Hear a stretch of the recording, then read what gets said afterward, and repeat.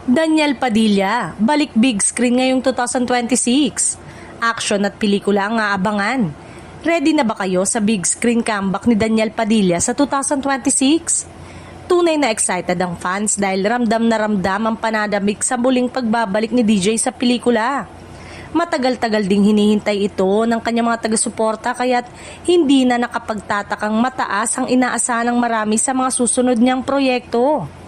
Matapos ang mga pinagdaanan niya sa personal at profesional na buhay, mas buo at mas matatag si Daniel Padilla ang inaasahang mapapanood sa big screen.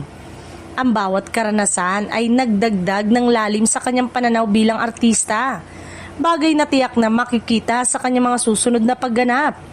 Hindi na lang ito simpleng acting, ito ay may mas puso at mas may bigat. Kilalang kilala si DJ sa kanyang kakayanang magdala ng emosyon at koneksyon sa audience. Sa kanyang pagbabalik, inaasahang mas magiging intense at mas mature ang mga karakter na kanyang gagampanan. Ibang level ang atake, mas mapanindigan, mas makatotohanan at mas tumatago sa damdamin ng mga manonood. Para sa mga maraming fans, ang 2026 ay tila simbolo ng panibagong simula para kay Daniel Padilla sa mundo ng pelikula. Isa itong pagkakataong upang muling patunayan ang kanyang husay bilang aktor at ipakita na patuloy siyang nag-e-evolve sa industriya. Hindi lang pagbabalik ang hinihintay kundi isang malaking pasabog sa paghubog ng kanyang bagong era sa big screen.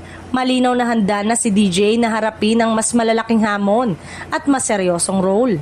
Walang duda, 2026 is shaping up to be Daniel Padilla's era sa pelikula. At sabik na ang publiko na masaksihan ang kanyang muling pagningning sa senehan.